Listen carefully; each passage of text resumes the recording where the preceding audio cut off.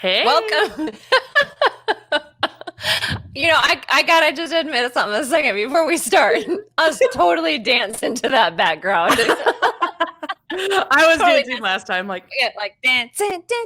Anyway, welcome. Welcome to the Science of Parenting podcast, where we connect you with research-based information that fits your family. We'll talk about the realities of being a parent and how research can help guide our parenting decisions. I'm Lori Haynes, parent of 3 in 3 different life stages, launched in college and in high school, and I'm a parenting educator. And I'm Mackenzie Johnson, parent of 2 young children with their own quirks, and I'm a parenting educator. So today, exciting news, exciting. We are talking about how to manage ourselves in the heat of those meltdowns. Like, how do we keep it all together when everything else is out of control? Yeah, falling apart is my word, right? Falling apart. And it's kind of like last week we were talking about anticipating and understanding like those meltdowns and tantrums. And today's almost kind of part 2. Like, okay, you maybe anticipated and you're prepared, but like can't fight them all. I shouldn't say fight, but like meltdowns are going to happen.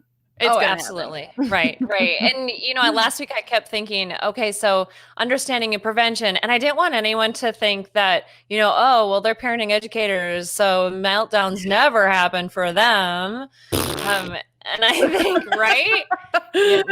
They totally happen. They happen. They happen. They happen. Yeah, definitely.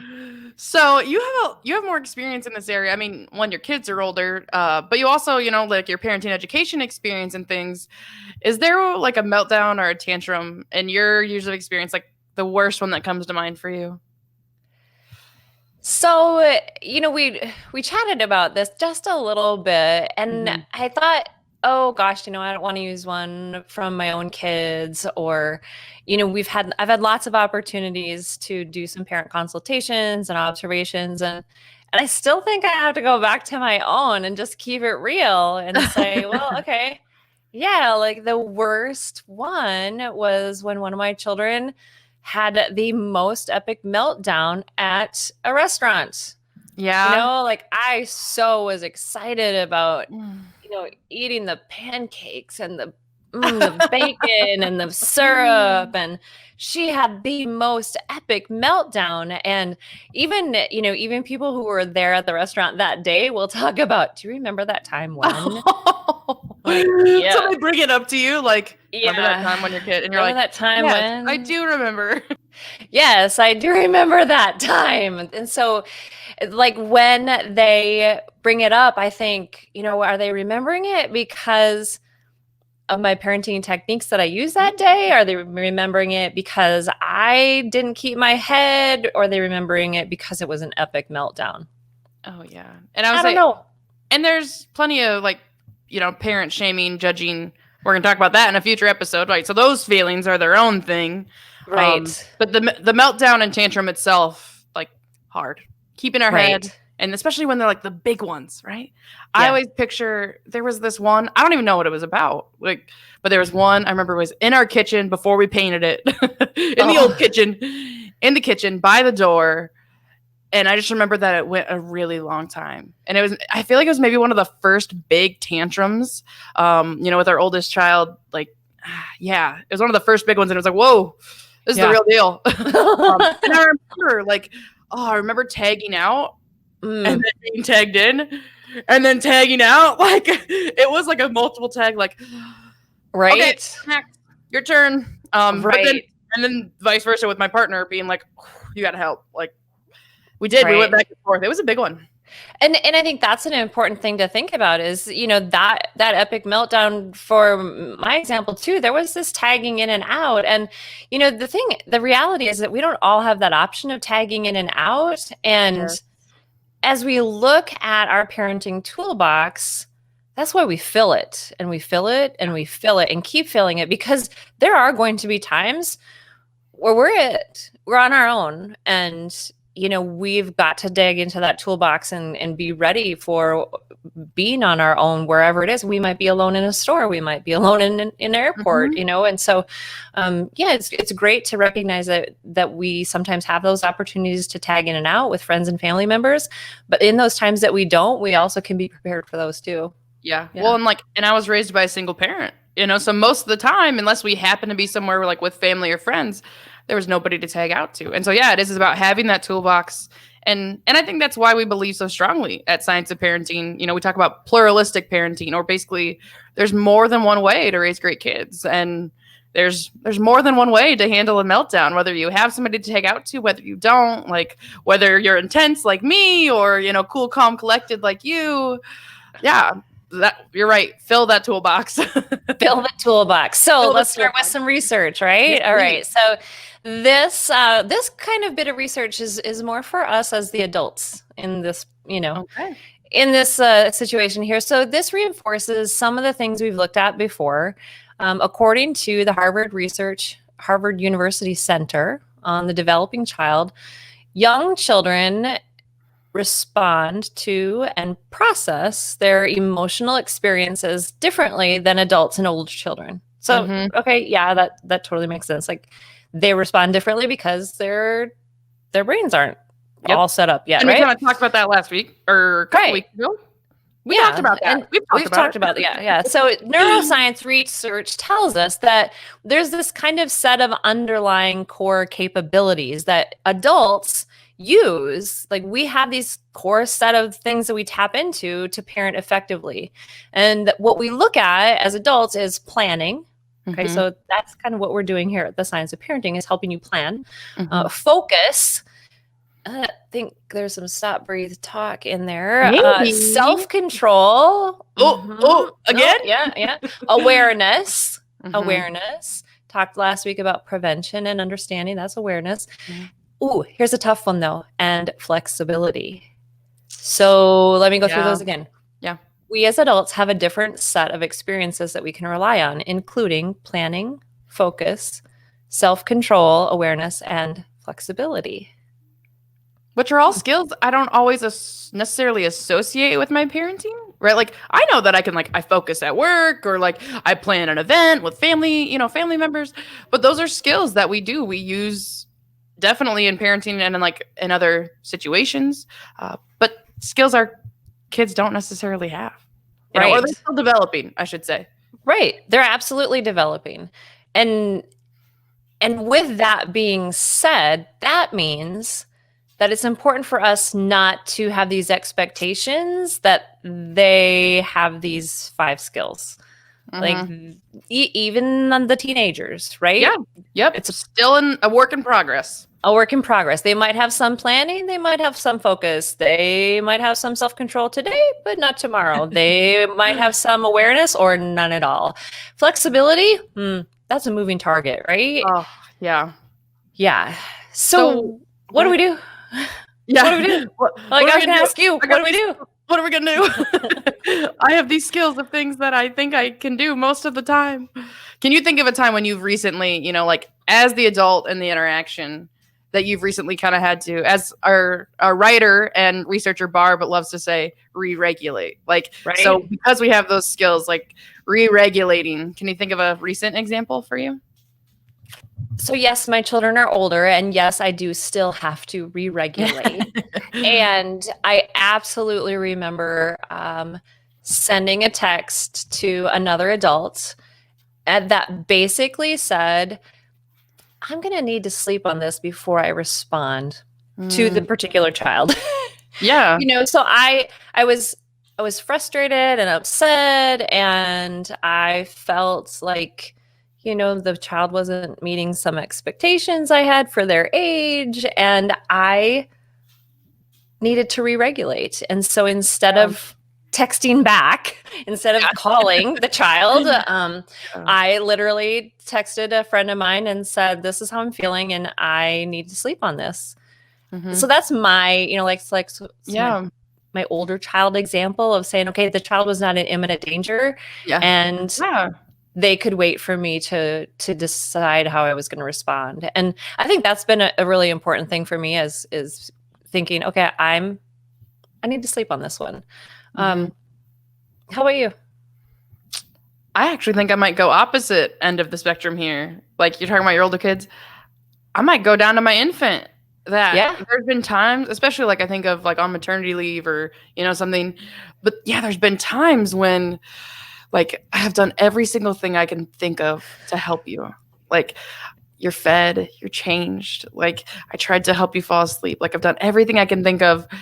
And like, I'm maxed. Like, I can't think of anything else, and I don't know how to help you. And I am above my head, like I'm under the water in my head. And so yeah, like my infant can't figure out, they don't have the planning focus, they don't have right. I've had to like lay my child down, and you're safe. You're somewhere you're not going to be hurt. And yes, the crying's not ideal, but I have to walk away, like, so I can come back and soothe you and help you. Like right now I can't. Right. I had to walk away and come back. I love the science behind that because I'm kind of a science nerd, So science, there's a little science behind that talks about your heart rhythm. And so, you in your brain might be saying, I can be calm, cool, and collected. I can be calm, cool, and collected. I can be calm, cool, and collected. Right? I got a smile on my face. Right? I'm smiling.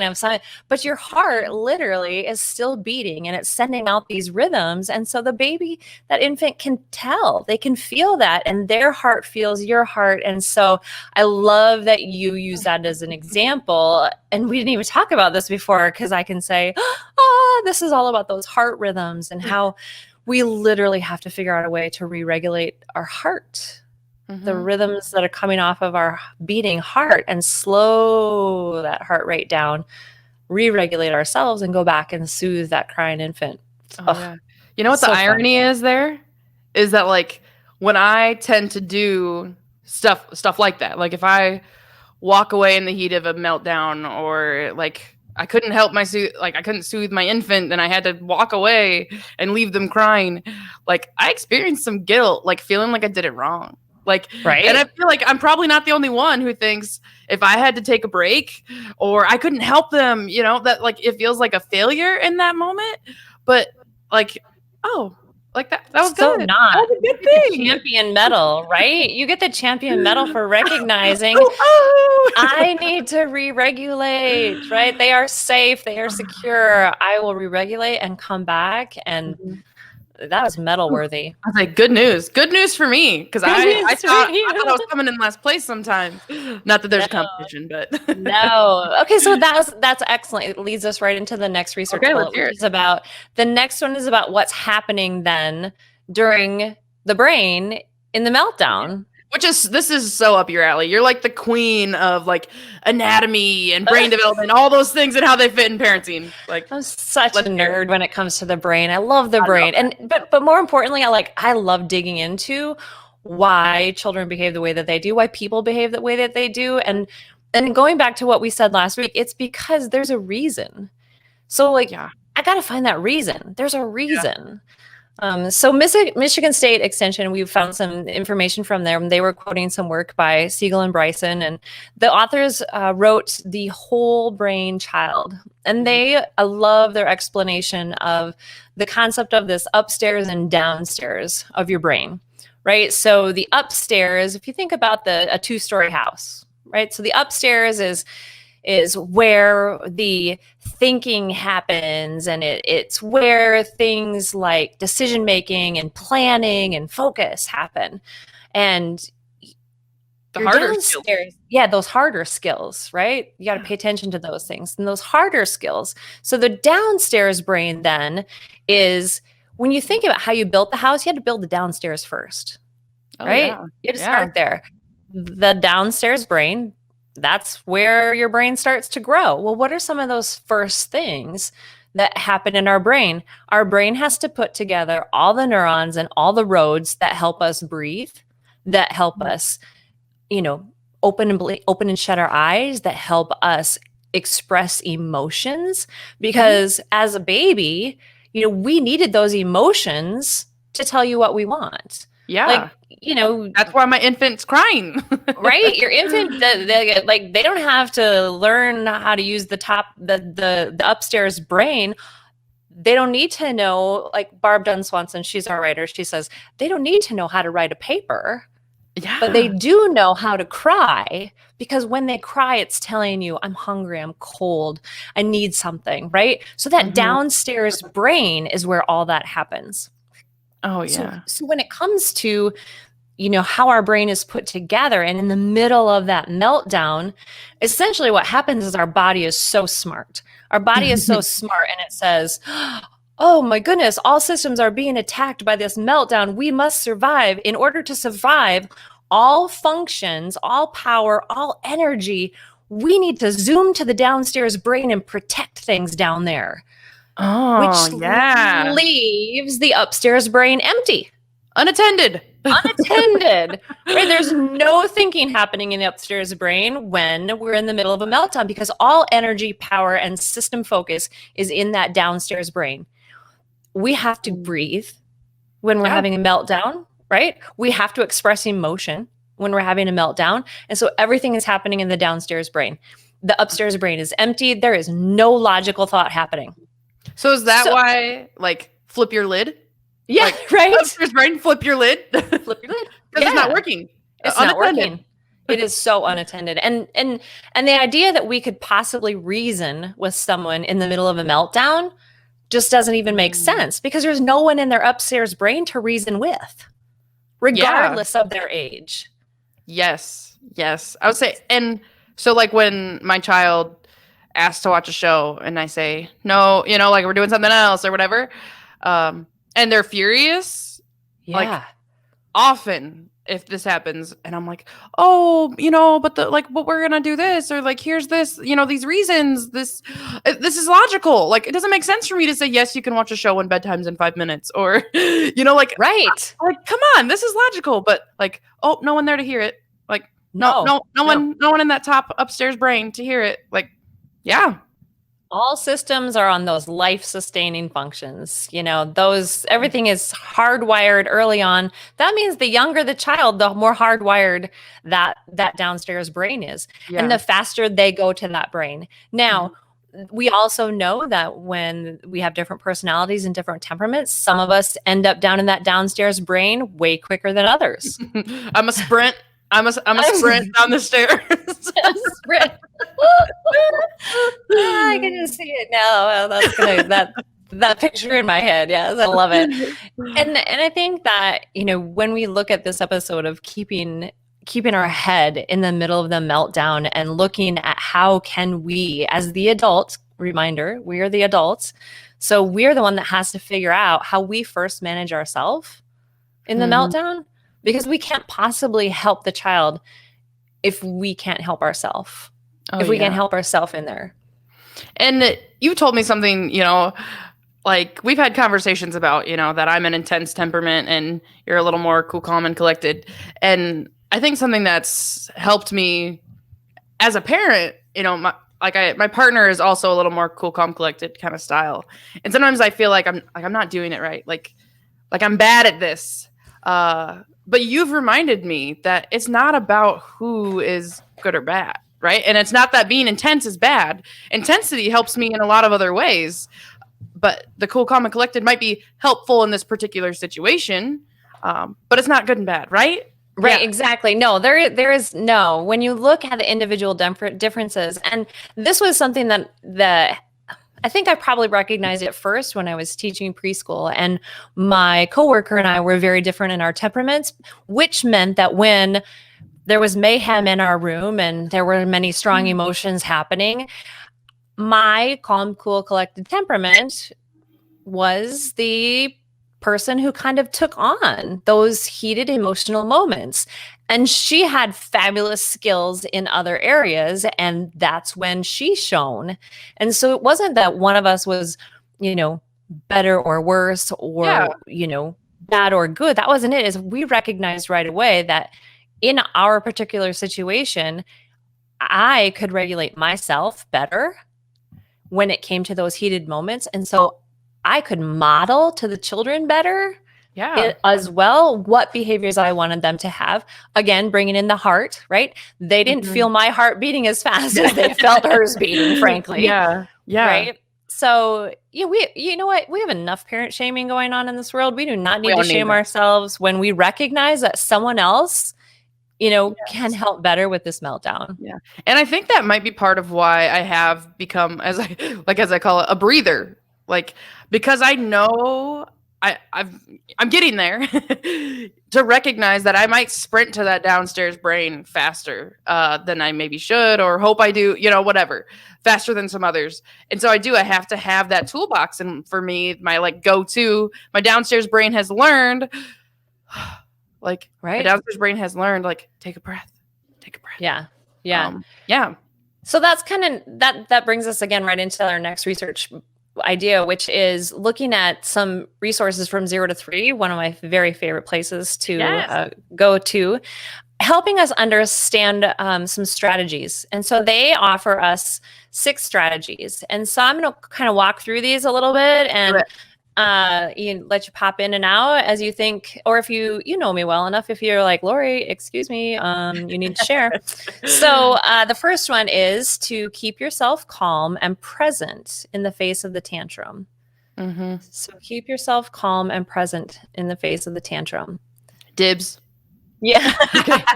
Stop, breathe, talk, right? It's our favorite for a reason. Yeah. The stop, breathe, talk helps us be that calm in that storm, or like calm in that chaos of that meltdown. Because, right, we talked about, we have the skills, we have the control, and stop, breathe, talk is a way to help us stay in that calm place. Yeah, absolutely. Or get back to it. Maybe we've lost the calm place. We need to tiptoe back up those stairs. So the second one then is to validate your child's feelings and perspective. We've talked about that in the last couple of weeks too, is letting them know that I know you've got these big feelings and you look really frustrated and angry, just validating them. Mm-hmm. And I recently, I repeat, so even if my child doesn't say, I'm mad, you're mad that I said it's time to go. You want to keep working on that. And I'm not assigning any judgment to it. And I don't always get it right, but that, I see that you're mad and I understand why. Right. And that is frustrating. And that's definitely right in line with the next step, which is to honor their feelings while holding the limit. Yeah. We still have to leave. We still have to leave. Last week we talked about, you still have to buckle the seatbelt. Yep. Right. I'm honoring your feelings that you don't like this, but we still have to buckle the seatbelt. Mm-hmm. This one I think is a really important piece as well. So offering connection, physical comfort, or an alternate activity. Mm-hmm. We had some great discussion with our writer, Barb Dunn Swanson, about this, offering connection, physical comfort, or an alternative activity. One of the things, I get dibs here. So we jumped in and we talked about how sometimes we'll hear people say things like, when you're done crying, come back and we will, when you're done, the child is being asked to regulate themselves. The child is being asked to calm down themselves, to make themselves calm down. But this step here and this suggestion here says offer connection and physical comfort. Mm-hmm. And sometimes I think that it really is up to us to help them down.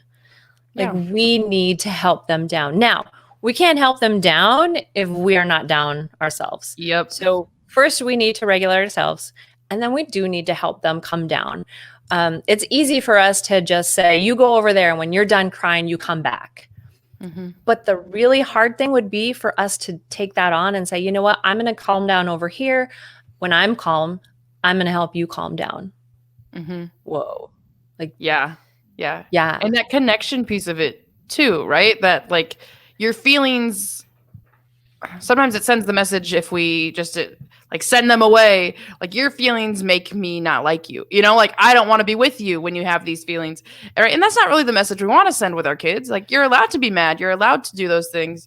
And so that reconnection of do you need a hug? Right. Do you need help? But I do think there's a flip side to this too, because some of the other resources that we talk about, we also debated about putting the American Academy of Pediatrics list here, that they have some great suggestions too. So you can check that out if you want. But they talked about ignoring as a strategy. So these are kind of opposites, right? That offering that connection or ignoring them. But there are times when ignoring might be the appropriate response, right? Like, absolutely. Yeah, if as our last episode we talked about anticipating and you've thought about what the trigger is, if you think the trigger could be that your child's seeking attention and that's what the tantrum is about, it might be appropriate to ignore the tantrum.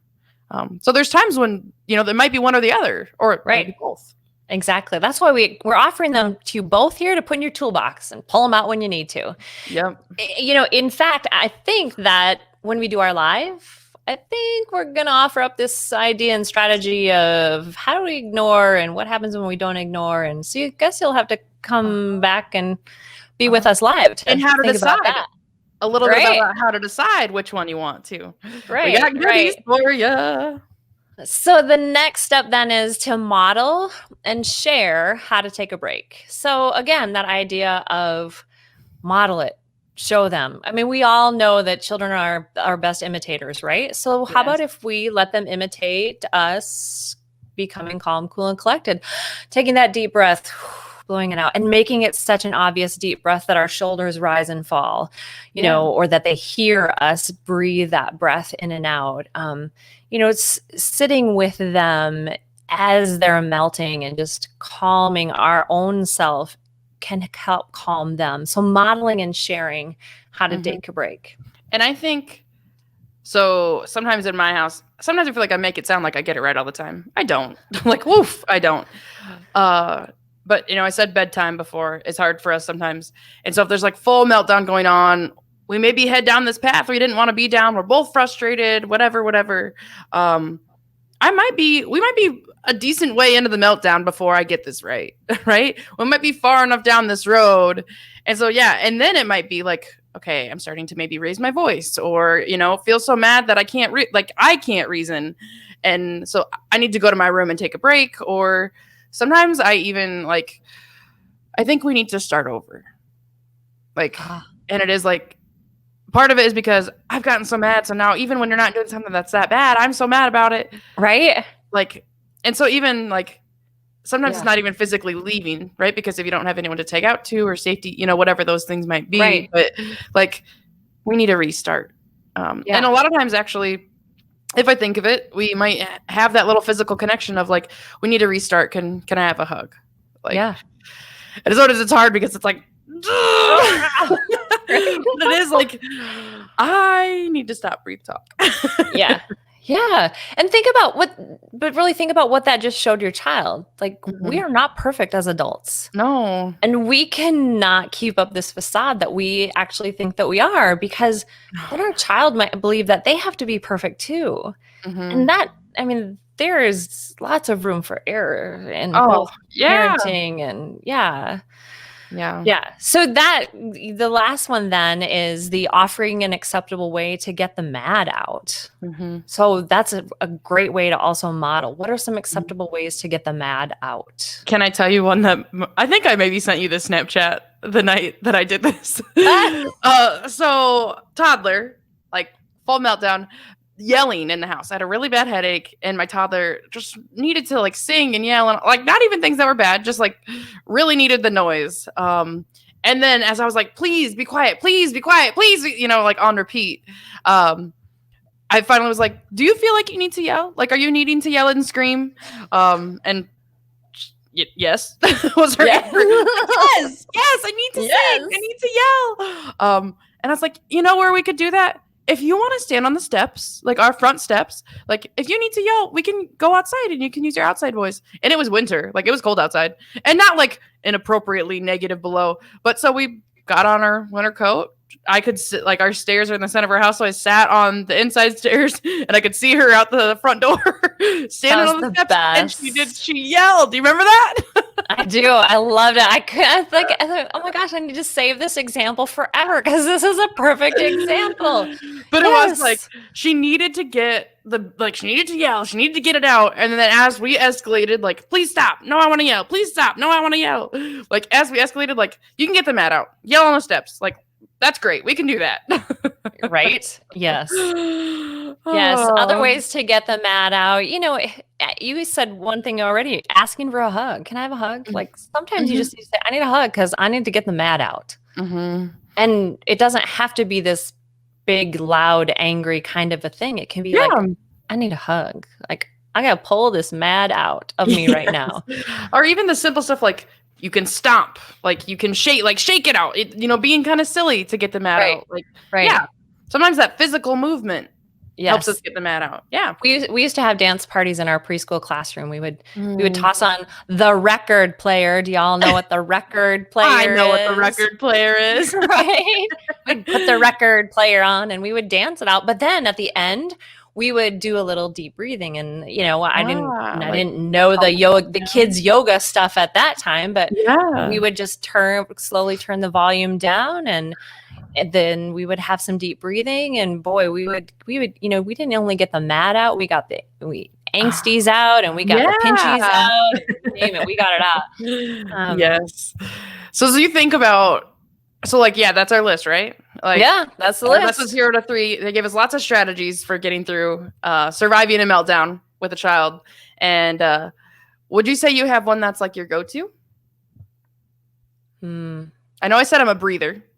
Like that is a thing that I've gotten into a habit of, but I guess I would say that I have probably used them all, depending on the child, depending on their age, and depending on their situation, but also depending on how full or empty my current tolerance bucket was. So you've heard me talk about my tolerance bucket, right? So I envision I have this bucket that is called my tolerance bucket, and it's either full or empty or midway in between, right? And so, every time there's something that bugs me, like my tolerance bucket tips a little bit more and a little bit more. And so, so honestly, I'm like, I have zero tolerance, and mommy needs a break. And so I would say that given those strategies,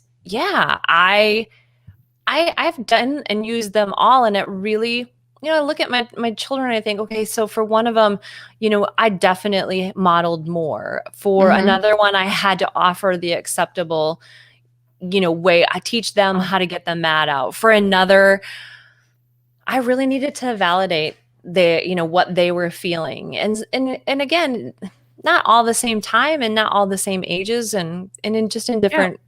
So I would say I don't have a go-to. I got go-tos plural. Okay.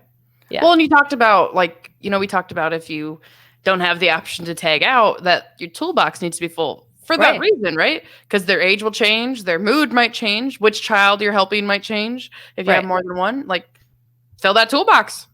And hopefully that's what we're doing, right, with our list. Fill away.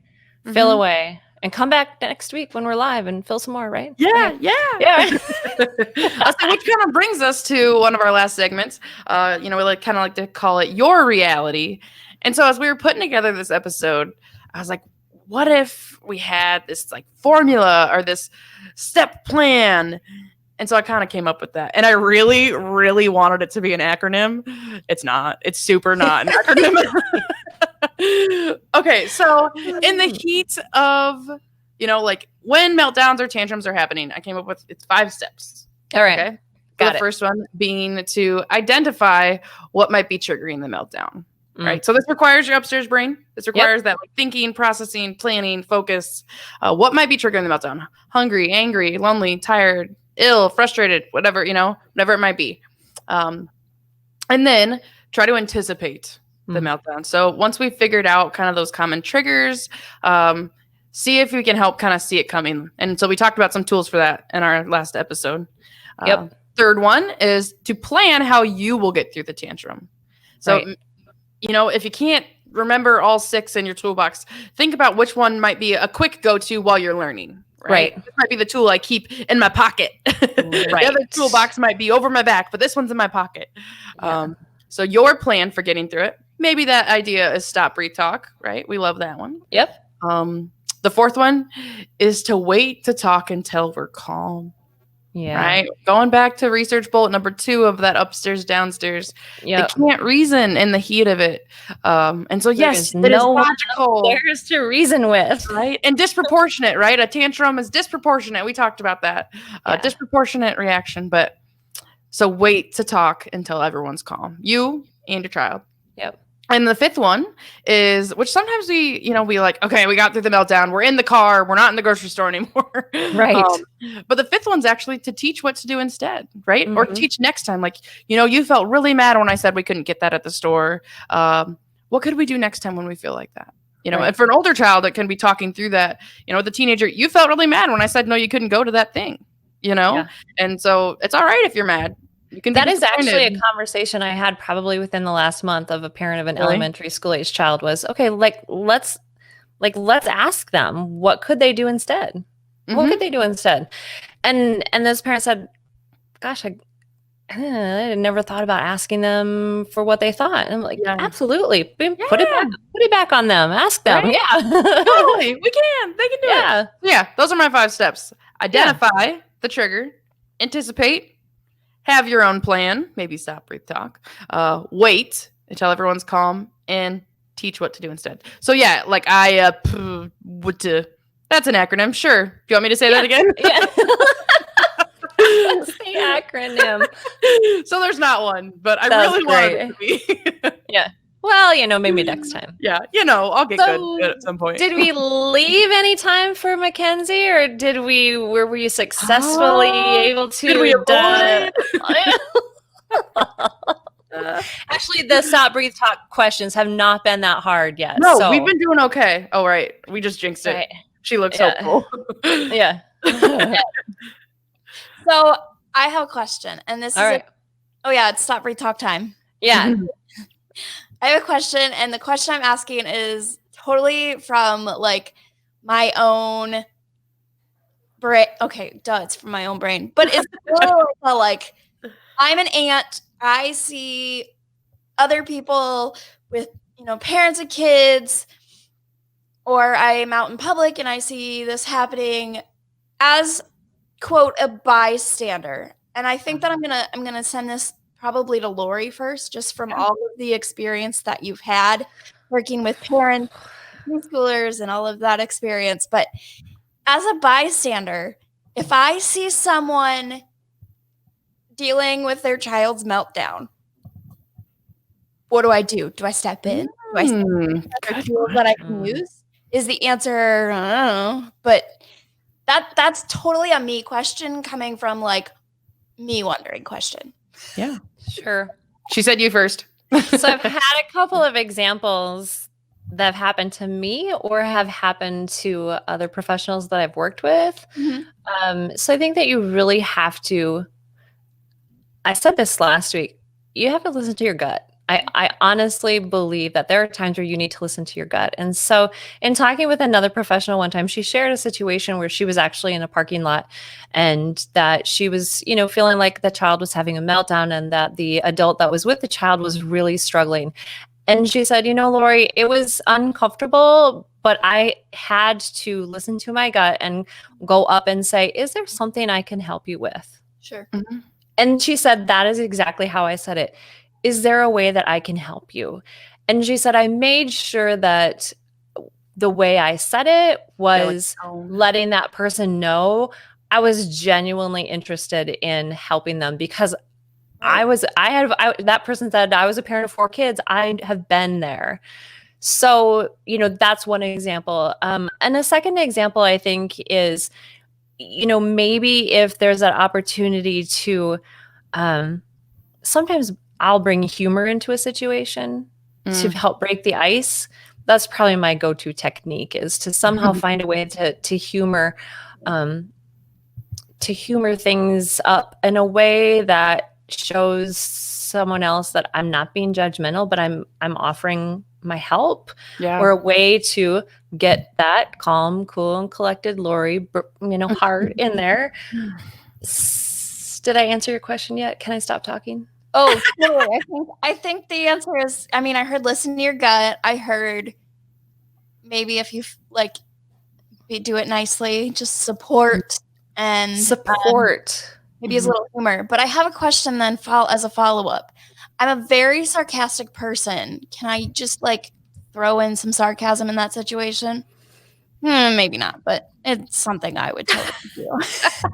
I feel like humor might be safer than sarcasm. right? Aren't they I can say as a parent, like who has kids that are young, who are still kind of in this like prime age for meltdowns. I could say even sometimes, we might have done it differently, right? The way that parent navigated that meltdown might have been different than what I would have done. And I feel like sometimes just like letting the other parent know, like you were really patient, like side passing comment, or even if there were other things we would have done differently. Unless that parent is like giving you the eyes of like, help me, because, right? Or if your gut is telling you to, sometimes it's as simple as like, you're doing great. Like, look at you. You are grocery shopping with 4 kids. You're doing great. Like, you know? And even nonverbals from across the room, thumbs up, shake your head, nod it yes. Yeah. Wink that eye.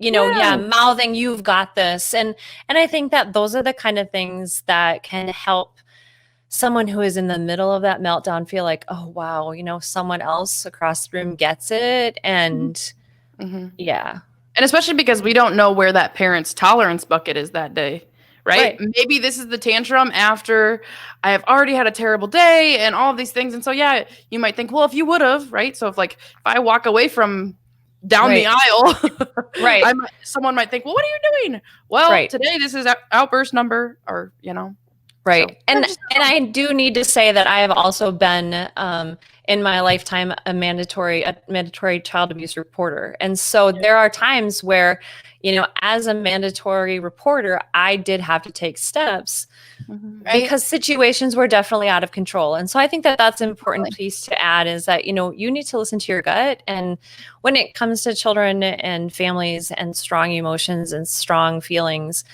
there is not one right answer. Okay. There's not. Yep.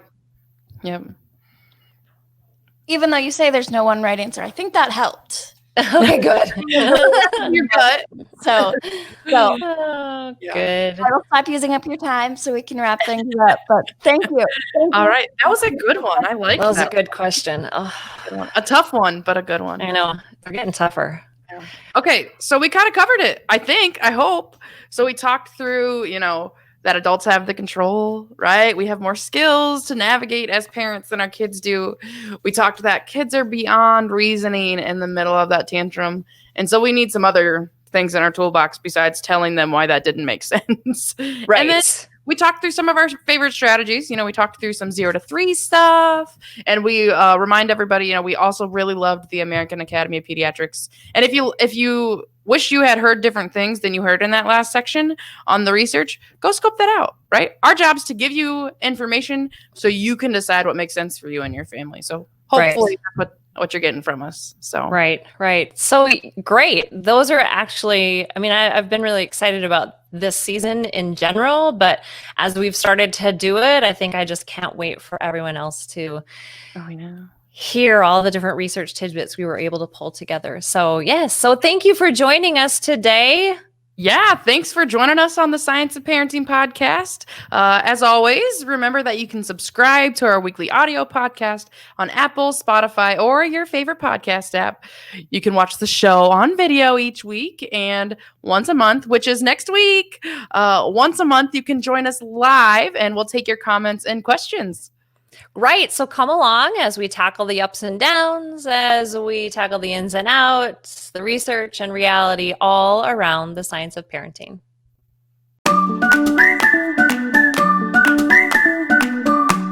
The Science of Parenting is a research-based education program hosted by Lori Haynes and Mackenzie Johnson, produced by Mackenzie DeYoung with research and writing by Barbara Dunn Swanson.